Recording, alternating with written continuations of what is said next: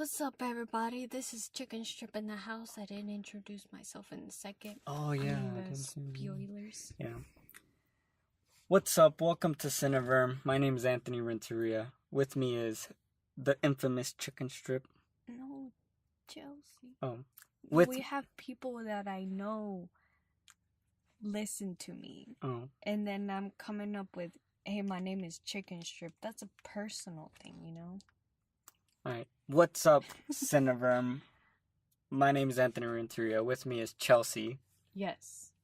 You could say, hey. Oh. What's up? His wife. 3 years ongoing. Oh my goodness.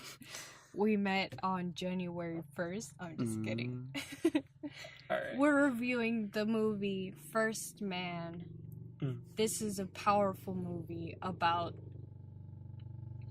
humans. Yes.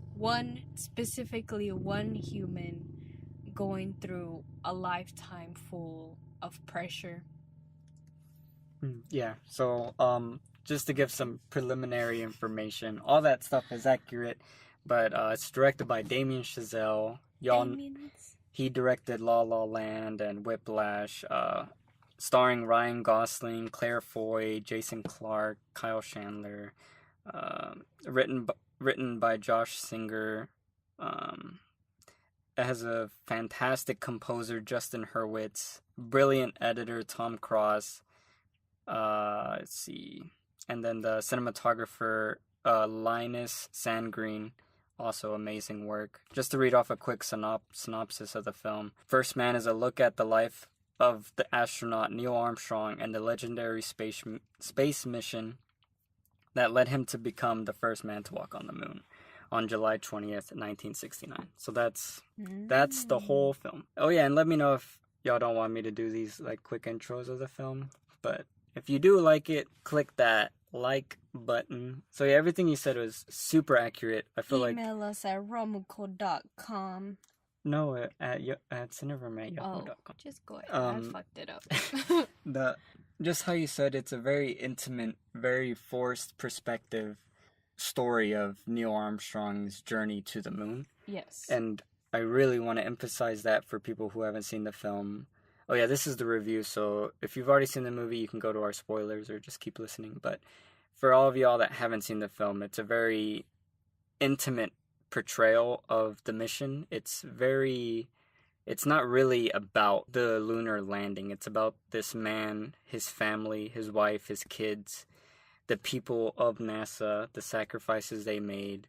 But it's all funneled through Neil Armstrong's perspective, and I feel like a general audience might get a little confused on like, oh, well, it was kind of boring or whatever, or I didn't really get it, but it's about his experience, and everything is funneled through him, so he's a very quiet person.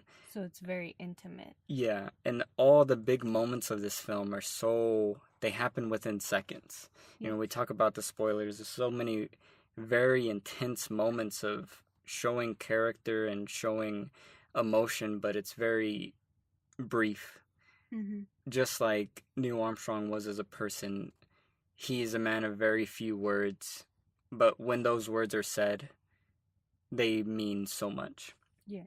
I think Ryan Gosling does a magnificent performance. If you like Ryan Gosling, you know what he does. He's quiet, stoic, works with his eyes. And this film, I feel like, this character, Neil Armstrong, was made for Ryan Gosling. He feels perfect for the part. His mannerisms are on point. Have you ever mentioned that he's your favorite actor? He's not my favorite actor. Oh, one of your favorite actors? He is one of my favorite, but I don't know. Who's your favorite actor? Joaquin Phoenix. Oh yeah, my boy Joaquin. And then Jake Gyllenhaal. Those are the only two male actors that I'm like, they're my favorite. I like the guy he plays Venom. Tom Hardy. Tom Hardy he's my boy. But yeah, back to the movie. The actress, Claire Foy, she is also a fantastic, she does a fantastic performance acting as the wife of Neil Armstrong. And also in the spoilers, we deep dive into her moments. Dive deeper. into the moments. We dive deeper into her moments, which she has some very powerful moments in the film as well. And if you've seen the film, you need to listen to our spoilers, because there's things that me and Chelsea learned just talking about it that truly define her as a person that are so brief in the film. All the other performances are great. I think Damien Chazelle does a fantastic job directing this film. Him and his cinematographer, Linus Sandgreen, create beautiful compositions. There's a sense of claustrophobia in all the scenes where they're going to space. The lighting is just brilliant.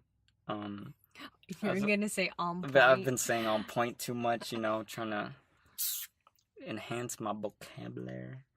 The music, I don't know if I've already said, but the music is amazing. Justin Hurwitz does a fantastic, beautiful, symphonic, intimate melody of a score with electrical and synthetic sounds, but there's this piano theme that just hinges, or it doesn't hinge, what is the word for hook? It anchors the whole sound of the film with this beautiful piano melody that recurs over and over again in the film, and it's just a beautiful theme. All the score is just so fascinating and original for a space film. The sound design is brilliant, sound editing brilliant, the way it uses those things to truly make you feel like you're in this vessel with these people. It's just fascinating. If you're into indie movies, you'll love this movie. If you're into very intimate human story movies, films about someone growing or changing or facing an obstacle, I think you will love this movie. If you're fascinated with space or NASA, what makes an indie movie an indie movie? Well, it's just like low key. An indie movie for me is the stakes are high, but the events are small. So it has nothing to do with budget. Well, the budget is the constraint that makes small moments big. So you can't afford to do a big explosion scene, so you're doing the big scene in a car, 2 characters or whatever. And that's what makes it indie movie. Well, I mean, I say indie movie because whoever knows indie movies, they know what I'm talking about. It's a film that isn't. Well, I was asking for me because I don't know what an indie movie is. Oh, well, Blind Spotting, an indie movie. That movie is so cheap, but I bet the amount of emotional stress and anxiety and the feelings that you felt were probably greater than this film. But what actually happened in that movie?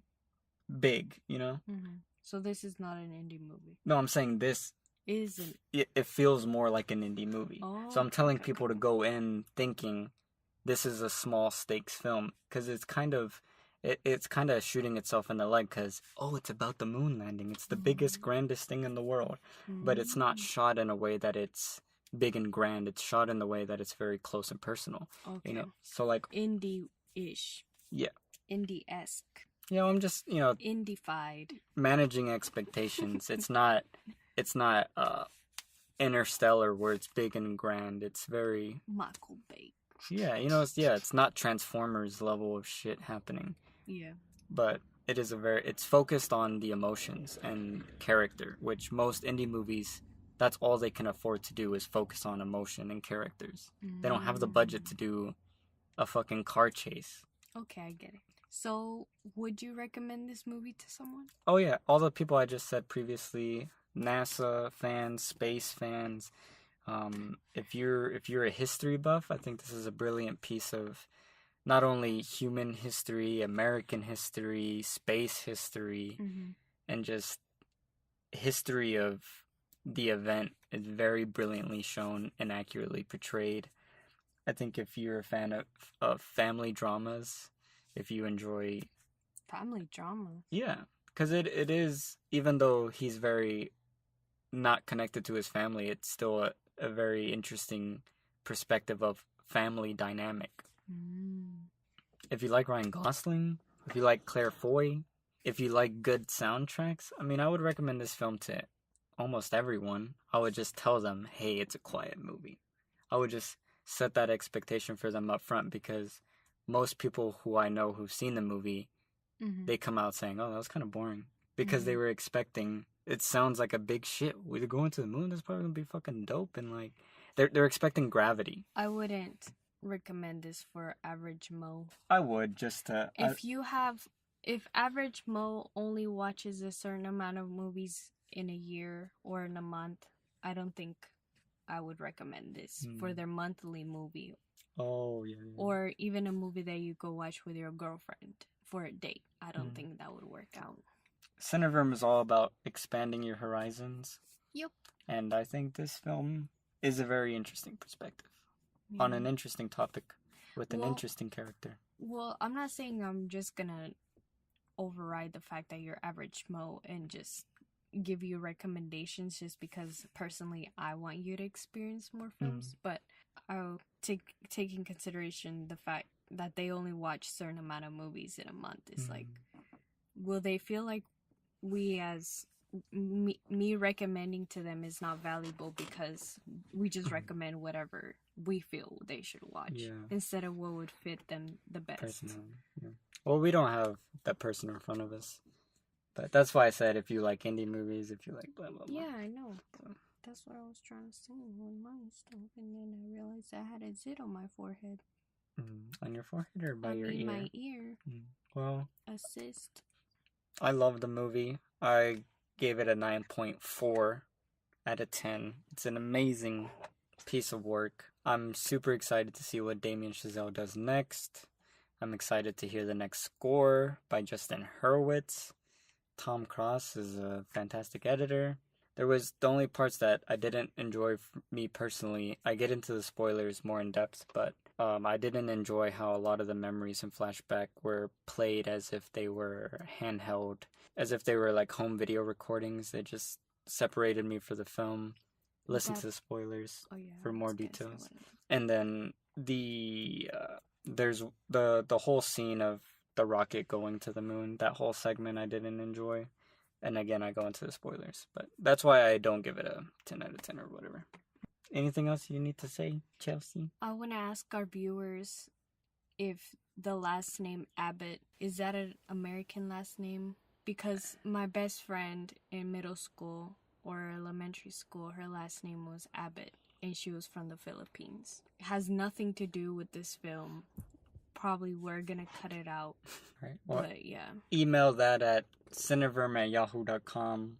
Also, any other emails or questions other questions or comments you have, we'd love to hear them. We'll read them out to the audience. Yes. Thanks for listening. Check out our spoilers. Check out our other reviews. Keep it funky. No. What? What does that mean, funky? I don't know. Keep it fresh. Oh. Keep it slapping.